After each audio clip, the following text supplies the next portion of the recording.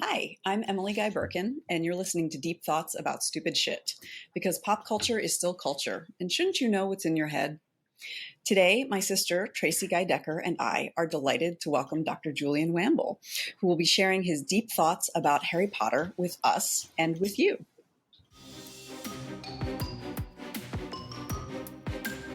Have you ever had something you love dismissed because it's just pop culture? What others might deem stupid shit, you know matters. You know it's worth talking and thinking about. And so do we. Come overthink with us as we delve into our deep thoughts about stupid shit. So, Julian is an assistant professor of political science at George Washington University, where his research focuses on race and ethnic politics. He's an avid runner and reader who also moonlights as a singer when he's not teaching or in a Peloton class. Julian also has a remarkable TikTok presence in which he shares truly deep thoughts about the Harry Potter universe, which is how we came to know Julian. Julian, welcome to Deep Thoughts About Stupid Shit. Thank you so much. I'm so happy to be here. I will just say that it is really crazy that like my rants and rambles on TikTok have brought me to this place. I want everyone to know that like this was very unplanned, and I just don't want anyone to think like I thought this is the way that I'm gonna like make it on TikTok. That was not the case. Well, they are some of my favorite TikToks. Like props to the TikTok algorithm because it knew that I was going to love your content. It's really a crazy thing, but I really appreciate that. So usually on our show, one of us will ask the other how we know or remember the week's topic. So we're going to start with Tracie's and my Harry Potter discovery stories, and then we've got some questions for you, Julian. So I will just talk about, I first encountered Harry Potter when I was a senior in college. It was the 2000-2001 school year. I didn't realize how quickly that time would pass. I was actually sick. I had a really bad head cold, and a friend of mine loaned me her copy of the first book of Harry Potter. And I remember I read it all the way through and then turned it over and started reading it again from the beginning. And then from that point on, I really, really enjoyed the books very much. My first job out of college was working at Barnes & Noble. And I have complex feelings about Barnes & Noble, but something that I really loved was working the midnight magic parties when I believe it was the fourth book came out. And then I was working at a different Barnes & Noble when the fifth book came out. And so those were just kind of amazing to see so many people so fascinated by a fictional world and kids coming in at midnight and immediately sitting down to read the new book. I just was so enchanted by that. So that's how I came to know Harry Potter. Tracie, how about you? Yeah. So despite the fact that I love pop culture and love reading, I have a little bit of a commitment phobia when it comes to fiction. And I'll sometimes have more than others. And so sometime around 2001, I was out of college, and I must have been traveling for work, and I was in my sort of fiction commitment phobia. And I had just heard a story on NPR about, I think the first two books, maybe, I'm not exactly sure, but I just heard a story on NPR about this book that was taking the world by storm. And so I thought, well, a young adult novel, like I don't need to be worried about my commitment phobia because it'll be a quick read. And so I bought it in the airport bookstore and like just devoured it. Like I didn't want to do whatever I was doing because I just wanted to, spend more time with this in this world. And since then have been, like the rest of the country, every book, every movie have consumed hungrily, and the sort of weird spinoffs like the play, the screenplay or whatever, Yeah, the Golden Child, the Cursed Child, thank you. And the Fantastic Beasts, like I became a fan like pretty quickly. So, and have stayed for these 20 years or whatever it is. So that's my kind of initial Harry Potter discovery story. So Julian, I can't wait to hear more from you. Like how did Harry Potter come into your life, and why does it matter so much? I came across Harry Potter when I was at like a school book fair TBT, and I was probably I might have been in like 3rd or 4th grade. So I was around the age of like Harry. And my parents were kind of like conservative Christians. And so witchcraft was like not it. So I secretly, like my mom gave me money and I bought the book knowing that I shouldn't have, or that like I wasn't allowed, but I had bought the 3rd book in the series. I think Prisoner of Azkaban had just come out.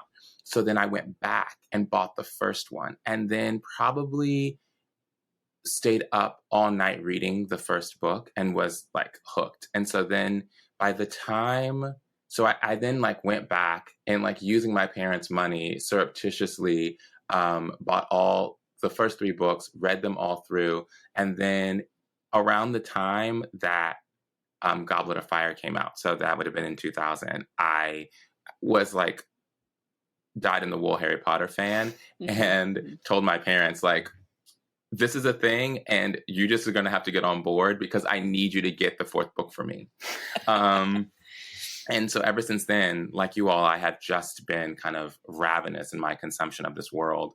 And to me, it offered such a solace. It felt very much like a security blanket for me growing up, and a world that felt distant enough from our own, but close enough that like as a kid, I didn't feel like I needed to like learn too much. Like I could kind of just understand that everything's kind of, magical adjacent in the wizarding world, right? And so that it just was easy to kind of understand. And then I think for me, I graduated from high school when the 7th book came out. So like they're transitioning and so was I.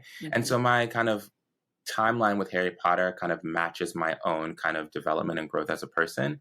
And I think that just really kind of settled itself in my body in ways that it's hard to shake. And so I think my love for the books comes from both kind of growing and the messages in it, but mostly growing with the characters and feeling very kind of connected to them. Yeah, how could you help but have a resonance if you're the same age as the kids are growing? And wow. Yeah, I was an adult from the very first page. I was already an adult, so it was a looking back for me. Interesting. So, considering you grew up with this, and you're at an age where, I mean, that's what we do when we're children. We read uncritically. When did you start to read it more critically? How did you get to the point where you started to see some of the dynamics that you share in your TikToks? Sure. It was right about the time after I graduated with my PhD. I think I was mowing the lawn and I was listening to one of the books. I can't remember. I think it might have been Deathly Hallows. And because my job now is like to think critically about everything, particularly the world that we live in, I was listening. And there was a moment where I thought, why is it that Voldemort doesn't just make purebloods have more babies? Like, why is his entire agenda this idea of like going and trying to take out Muggles and Muggle-born people that doesn't actually solve the problem? It seems weird. And I kept kind of going down this rabbit hole as I'm like, meandering with the lawnmower. And I'm like, oh, because it's legitimate. I mean, it's hatred. Like, this is hate, right? Like, it's not logical. It is bigotry, and it doesn't have to make sense. And then I thought, there's something to this idea of thinking a little bit harder about some of the things that we can learn about kind of our own understandings, because I think what happens is that we tend to, in our own lives, try to make sense of things that are just nonsensical. And I found myself doing this and thinking, I could teach this if I thought hard enough about it. And wouldn't that be fun for me? And so I just so then I went back and I started, I did a complete reread and started really kind of thinking harder. And then when I started working at GW, they were like, you can teach whatever you want. And I was like, you don't say. And so I kind of took complete advantage of that and kind of created the class, and it's kind of evolved. And so, I started the TikTok with just me in the classroom kind of recording, conversations that I was having with my students. And partially because a lot of people find out about the class and are like, I wish I could take it. And I thought, what can I do to kind of make it more accessible to people? Because, no one wants to pay GW tuition. So what can I do to make it a little bit more accessible, even if it's just snippets? And then it kind of blew up from there. And I think it's helped me kind of become a better teacher because I can see myself and figure things out about how I operate. But yeah, most of it was kind of came out of this random day of trying to just figure out kind of Voldemort's intentions and then just deep diving after that. Mm-hmm. Wow, that's amazing. So the breadth and the depth of what you go into in your TikToks for Harry Potter is it's really remarkable. And I encourage listeners to go find Julian on TikTok if this is of any interest, like really down to like specific characters. Like I love the Luna Lovegood that you had to say. Your take on Arthur Weasley like blew my mind. There's so much that I have learned in binging your TikToks about the wizarding world, but also about myself. And sort of, you've made me question, like regular listeners will know that I love dramatic irony. Like I really like it. And the way I explain to people what I love about dramatic irony is I say, whether we're talking about the wizarding world or not, I say, I feel like less of a muggle because I'm in on the secret. Right? Like that's the language I use to talk about it. And so when you talk about sort of the way that the wizarding world thinks about muggles, it's really making me think about myself and my own motivations. So all of this preamble to ask you, like, what's the thing or the dynamic or the character or the storyline or the element that we're all just accepting uncritically, all of us huge fans, that is maybe causing harm or reinforcing harmful status quo that we're just not aware of? I honestly think you hit the nail on the head. I think the way that the relationship between magical and non-magical people is presented to us, we as the consumer, as the reader, are really kind of socialized by these books to see non-magical people as illegitimate.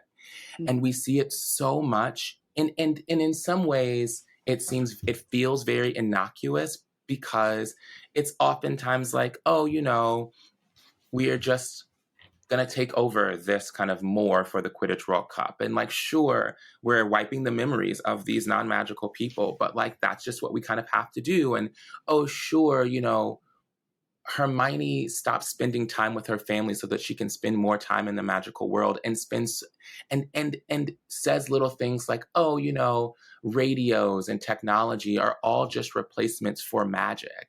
And which kind of makes no sense because the wizarding world is ages behind in terms of so many other things. It's like, come on, everyone, sending an email would be a lot faster than an owl. But we are socialized like in kind of programmed in our reading to think of all the magical things as better and everything else as being kind of subpar, to the point then where when things happen to like the Dursleys, we kind of have no sympathy. And that's due in part because of the fact that they are like mean people. But some of the stuff that befalls them is not great.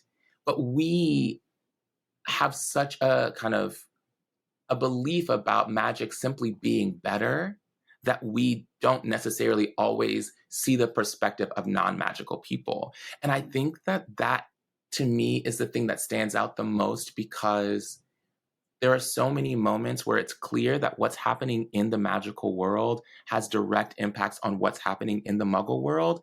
And all of our focus is in the magical one. Mm-hmm. And everything that happens to non-magical people just feels kind of like happenstance.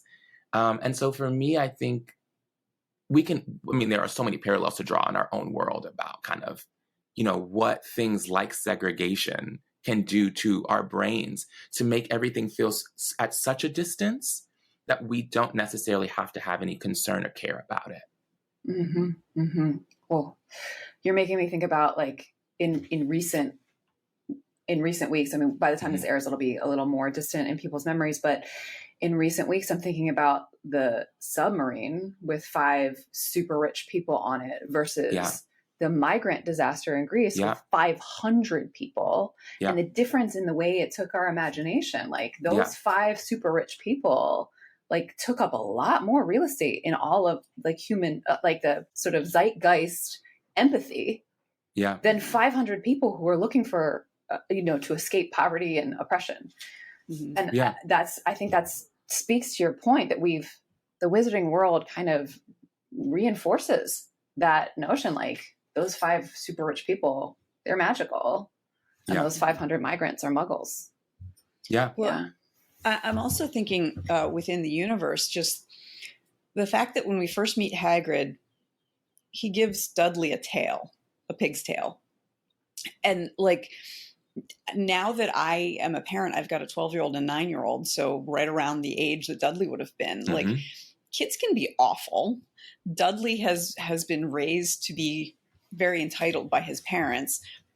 He is a kid, and he has something traumatic happen to him, and it's played for laughs.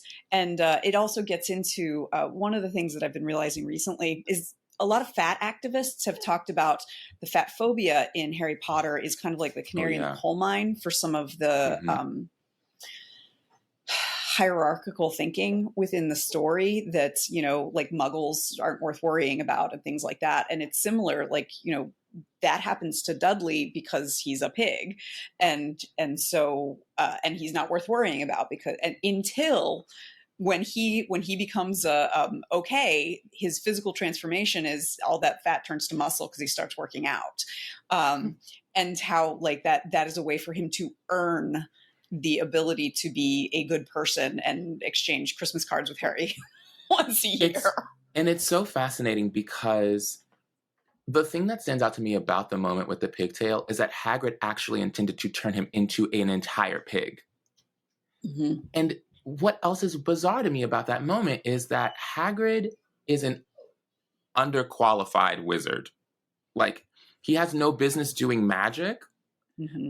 And the fact that would have happened and that we know that the Dursleys had to go to a special doctor and have the tail removed. And everyone is just kind of like, well, you should have been nicer. It just feels like I think we can hold in conversation with one another the idea that the Dursleys can be not great people. They can be abusive, and they can also not be deserving of the kind of abuse that we see the magical world kind of lay on them over and over and over again.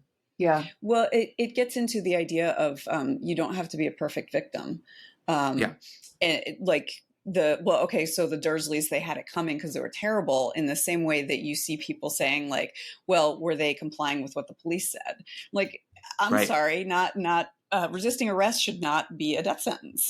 Right. You know? Right. Yeah. And that is very interesting in that it's placed in this children's book, and these books that are like, they do get progressively darker as you go. And I would argue that the 7th book is not necessarily for children, just because of how dark it gets. Yeah. But, she did intend for the first few to definitely be for kids, and reifying this idea that you're either a good person or you're not. And if you're not, then bad things can happen to you. And the good people get to decide if you're a bad person. Yeah. And that your weight and your body and that your, like, so many other physical aspects of yourself play a part in the perception of where you fall on this kind of moral scale, right? Because what we see, and it's so interesting because we see kind of body type leveraged not only as a way to determine whether one is kind of morally gray,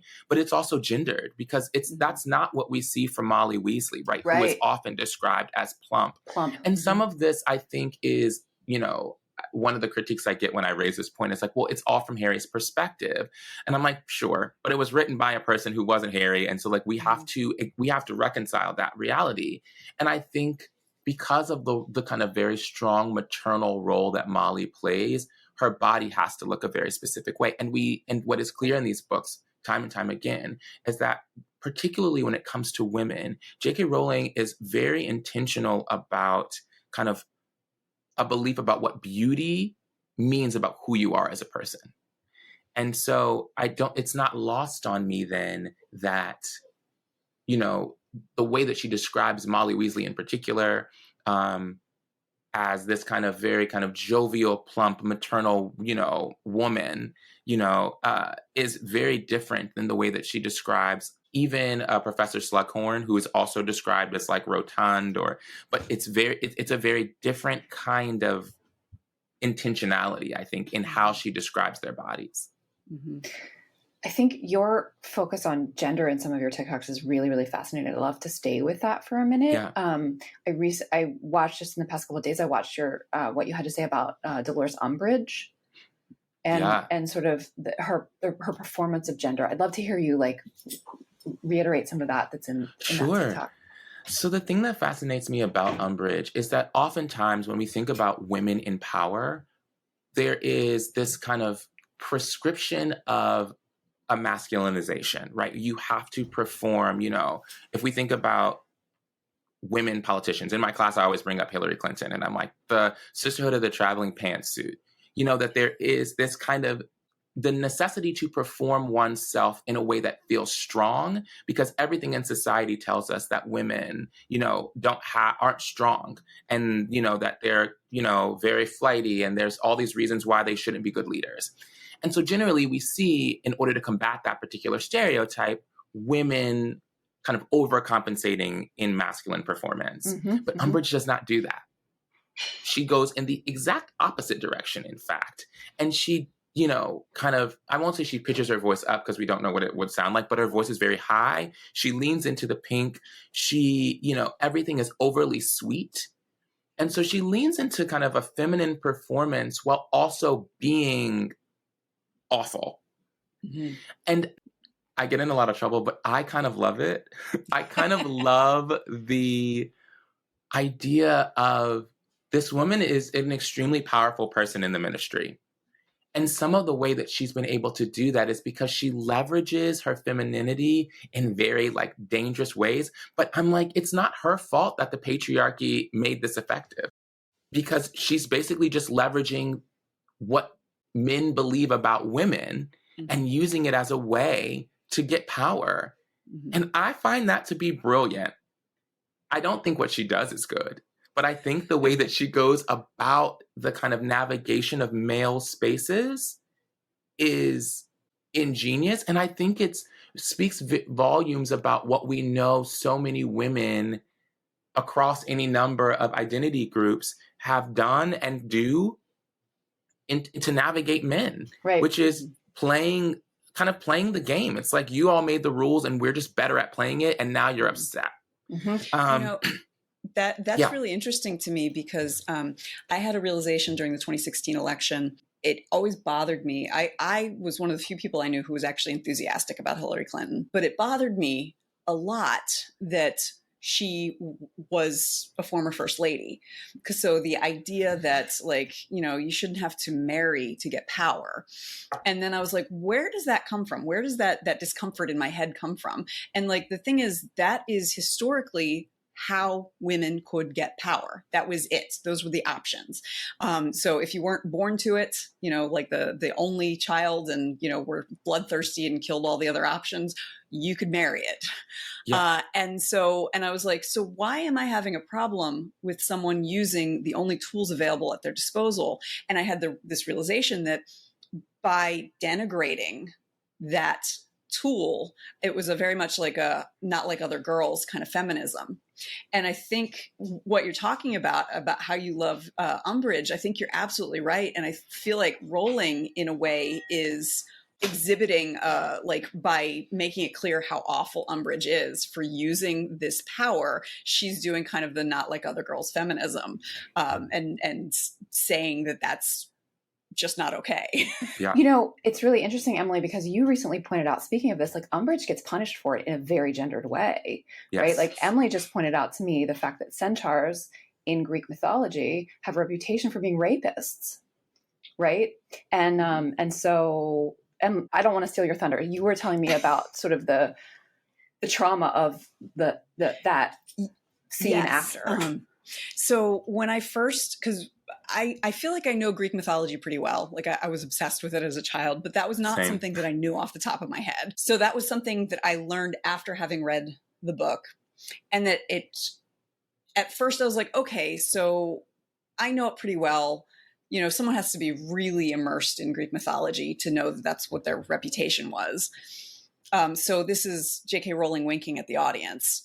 But at the same time, like the right afterwards when she's in the infirmary, like she's clearly traumatized, and the kids are like thinking it's hilarious, making clip clop noises to see her freak out. And oh my goodness, that's awful. Yes.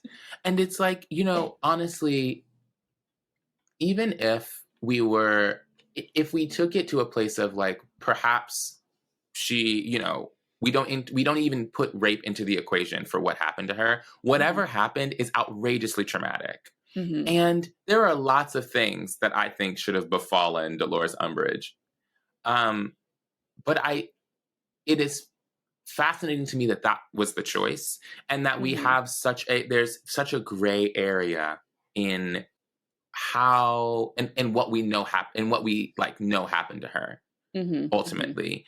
It's fascinating to me because the other thing in that particular moment that is always fascinating to me is kind of how Hermione kind of does this kind of I'm just a little baby thing to avoid this. And one of the other facets of these books that I think has stood out to me as I've become more critical of them is the relationship that women and girls have with one another. Mm-hmm. And I think it's fascinating to see kind of Hermione in that moment be the one who kind of sets Umbridge up. Yes. There's something very odd about it because, Hermione's supposed to be like, oh, I'm this strong woman and all of that, but she's willing to sacrifice another woman to this awful fate. And even if it's not specifically rape, right, it's still an awful fate that no one should have to deal with. And yeah, the what you've had to say about Hermione and her her place in the central trio, I find really, really interesting because, of course, I really related to Hermione. I was like, and I've actually described myself that way when I was hired to ghostwrite something a few years ago, and I said, "Oh, you can trust me. I am a Hermione Granger. Like that's who I am. I will do all the research. I will do all this." And yet Hermione Granger is not necessarily someone I want to emulate based on like a deeper, more critical look at who she is, what she does, her role with the central trio, and what she's willing to accept from her friends is kind of horrifying once you start looking at it. It has been probably one of the more kind of mind-blowing parts of just doing this semester after semester and really kind of having to unpack Hermione in my head. This past semester, I was talking to my students and I was saying, if we think about how the trio becomes friends, the reality of the situation is that Ron was a bully. Mm-hmm. Hermione went to the bathroom to cry. A troll comes in. Harry and Ron are like, grr, let's go do boy stuff. They lock the troll in the bathroom inadvertently, but lock it in with Hermione. They congratulate themselves and then hear Hermione and they're like, oh, wait, okay, I guess we have to go save her. They go back in, save her insofar that they use the one spell they've learned so far that Hermione then coaches them to be able to do effectively. And she takes the blame. Mm-hmm. She was there because she was bullied. Mm-hmm. And everything else that happened was happenstance and Harry and Ron not paying attention. And she took the blame. And that to me, and then that chapter ends with basically something along the lines of, and there are just some things that make you best friends, and stopping a troll is one of them. And I was like, what a horrific way to begin a friendship. taking the blame for after you've been bullied by one of these two. Being bullied and almost killed by. And right, exactly. Yeah. But also, to me, it sums up so much of a very specific gender dynamic. And it speaks volumes about kind of what we then see from Hermione for the rest of the series, because she works so hard to maintain the friendship with these two boys who are not kind to her. And she goes up like way above and beyond to maintain that, and also to kind of navigate all of the kind of ebbs and flows of these like pubescent boys, and has no girlfriends. Right. And in fact is openly antagonistic to other girls throughout the series. And it just, I think the more I think about it, the more I'm like, okay, so, we really do get a sense of J.K. Rowling's gendered politic through Hermione. And she often said that, Hermione was her self-insert. And the more I look at it, the more I'm like, yeah, because I can't imagine, even just as a cis man, writing a girl character who would put up with what Hermione puts up with for 7 years. She reminds me a little bit of the cool girl speech from Gillian Flynn's Gone Girl, in that she's performing throughout the whole thing. Do we ever really know who Hermione is? Because she's constantly doing what she feels like she needs to in order to fit in. The couple of things that we see that are entirely hers are SPEW, the Society for Protection of Elfish Welfare. But that's played for laughs, even though she is very clearly in the right. Yes. Although SPEW is tricky, because I think she's very much in the right in that acknowledging how unfair elvish treatment is important. I think, and I have to always extend grace, and I get yelled at about this all the time because she's 14. So yes. But I think that the moment that really stands out to me in the entire kind of arc of SPEW, or there are two, is the one where she meets the elves and they're kind of giving voice to what they want. And she completely just is like, well, they're brainwashed and don't know anything. And I thought, okay, fine. Again, she's 14. It seems dangerous to not necessarily take into account the voices of the people that you're trying to help under the auspices that you know more than them. Yeah. Saviorism much. Yeah. And then and then in Order of the Phoenix, she starts just making hats and hiding them to free the elves.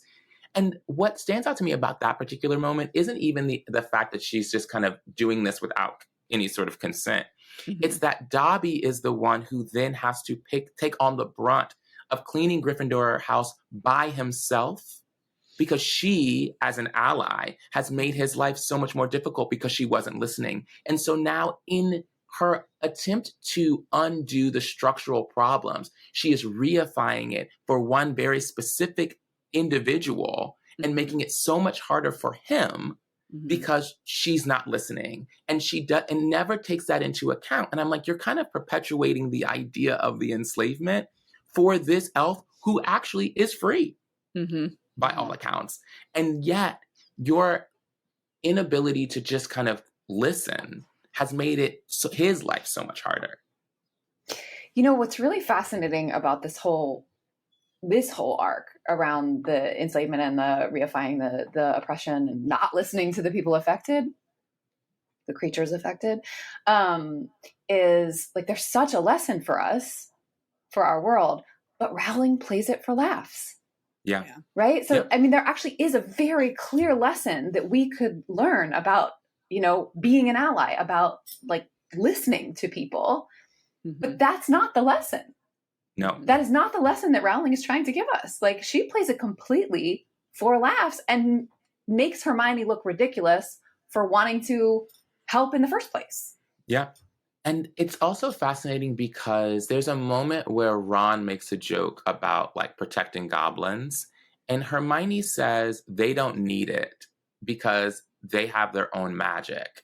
And so which is exactly true for house elves. And we see it all the time. And I just did a video about it yesterday where I was like, we see house elves breaking all wizard conventions left and right. They pop in and out of Hogwarts, which you're not supposed to be able to do. They do all of these things. They're outrageously powerful. And so when Hermione says, like, well, goblins don't need any help, it sounds off for me the idea that in her mind, the only people who need help are people who she can infantilize and can kind of say, well, they have no power. And it's crazy because she watches them do all of these things, but in her mind, they're powerless. And so no matter what kind of power they display, they are always powerless to her. And I think that is terrifying in terms of someone who claims to be an ally, because it's like you've completely disempowered a powerful group, which again perpetuates the very thing that you're trying to dismantle. That you are blowing my mind right now with thinking about the goblins too, because of the accusations of anti-Semitism around the goblins. Yes, right? exactly. Like, Emily and I are Jewish, and so thinking about sort of the intersections of anti-Semitism and anti-Black racism and the way that they show up differently, right? Yes. So if house elves are Black and goblins are Jewish, like, it also makes total sense that Hermione would be like, we don't need to help them. We don't need to. Absolutely. They don't. They have money. They have power. They have money. They have power. They can take care of it themselves. And what else is so fascinating about goblins is this idea, and it maps on like 100% to to the anti-Semitism, is that we see so often that there is this kind of this portrayal of goblins as outrageously greedy. Like, we see it with Griphook. We see it with. But then when Voldemort returns, all of a sudden the wizards are trying to parlay some sort of alliance. And they are seemingly upset. There's a conversation that happens between like Bill and Lupin or someone. And they're like, we can't get the goblins on board because they're skeptical. And it's like everything that they have learned in Hogwarts and History of Magic has all been about goblin rebellions. The only perception they have is steeped in a prejudice against goblins until they believe that goblins can actually be of use to them. And then they're confused as to why goblins are like, no, we're good. We're fine. No, thanks. Which, to your point about the hierarchy, speaks again to like the supremacy. Like the wizards just know that they are better. And therefore, why wouldn't the goblins want to join forces? Because of course you want to join forces with wizards. They can't see. They cannot see. Yeah. And the fact that they won't let any of these creatures have wands, it's all there, which is why I think Harry Potter, despite how horrifically dangerous J.K. Rowling is, not despite, but like in light of, I should say, in light of how horrifically dangerous she is, I think the books serve as such a great tool to teach us these things, because I think we can, as people, often say, well, let's not make, mountains out of molehills, or, that was a one-time thing, or it was just that person, or it's just that state, or it's just that region. And it's like, no, these are structures. This is hierarchical. This is kind of entrenched in the way that we live our lives, and it's just invisible. And Harry Potter does such a great job because it's a kid's book. She didn't necessarily try to hide all of these oppressive structures, and I don't think she was aware of half of it when she wrote it, right? And so it just makes it so much easier for me to say, hey, let's actually think about this. And there's such a clear through line of kind of pureblood supremacy and wizard supremacy and magical supremacy that it just to point it out and say, now think about what this means for us. It's easier. And I think helps dismantle and make the invisible so much more visible. Absolutely. What I love about this sort of thing, it bigger in the zeitgeist in terms of what you're doing with your students, but also just in general, like, using the wizarding world, which so many of us know so well, as a model, it disarms the defensiveness. So, like, I can imagine teaching my students, like, in another life, I teach about oppression. I can imagine teaching my students and even sort of the white Jewish students who don't want to talk about white supremacy, because Jews are also targeted by white nationalism, Of course. and by sort of the most virulent white supremacy. But talking about the iceberg, right, where above the waterline is the actual Nazis, that's where the Death Eaters are. They're above the waterline. But below the waterline, Arthur Weasley's still there. The Weasleys are still there. And it's not thinly veiled. Like don't even get me started on that. But we don't have to get, but like what's really wonderful about your approach here by using Harry Potter to talk about structures and supremacy, and the fact that Rowling, I agree, I don't think she knew she was doing it. She just was writing what she knows and believes. Yep. And so to be able to sort of talk about it in this fictional world first and see it, and then say, okay, now let's look at the parallels. It's a way to like, it's a pedagogical modality that I imagine is really, really effective. I have found it to be so effective. And I mean, I'm fortunate enough to work at a school like GW where my students are phenomenal. And normally the students who take this class are, massive Harry Potter fans to begin with. But like the stuff that they come up with, so basically every assignment is just that. It's like we have these themes, and so it's like, structural power, class, gender, the law, the media, things like that. And each book, we read the last 4 books, and each book they have to write a paper that is teaching a lesson about something in our own world with Harry Potter as the foundation. And they draw on academic articles and things like that to kind of build out the lesson that they want to teach. But I've had students write about, foundations of coup d'etats using kind of Voldemort's ascension as a way to think about, how pre-existing biases within a society allow for coups to take place very easily. I had a student write about the dismantling of the carceral state using Sirius Black and kind of talking about him. I mean, it works in ways that I could never have even imagined. But I think my goal was to do that very thing, was to kind of disarm my students and make them feel much more comfortable talking about identity. Because I think that that's the most kind of insidious part of these structures, is that we've all been taught we don't talk about class, we don't talk about race, we don't talk about religion at a table. Right. Because we have to be civil. Right. And if we bring any of those things up, then all of a sudden and so, which then perpetuates the silence and the invisibility of the structures that allow for so many of us to be continually oppressed. And so if there are ways then that we can have these conversations where no one feels personally attacked yet, because at some point it's going to happen. Yeah. But if we can have that introduction be something as seemingly innocuous as a Harry Potter, then not only do you now have language to use when you get to the part that's uncomfortable, but you have a very clear understanding of the argument that you're making. And that to me is like what it's all about. Yeah. Yeah, that's really nice. All right. Well, we're coming to the end of our time, and we've spent a lot of time now kind of dismantling and like talking about all the things that are wrong. I would love to like just close on like some aspect of the story or a character or somebody that's actually like helpful and useful and progressive. I assume there's at least one. Ooh, this has always been the hardest part, because so when I was in graduate school, they always make a joke that grad students are the most critical, but not good at like complimenting anything. Yeah. And I feel that way with this. How about Luna? I think when you talk about Luna. Yeah. I love Luna because I think Luna is what if I could go back and not have her framed the way that she was in the books, like that's who I would want to be. She's so unabashedly herself and so hyper aware of the world around her.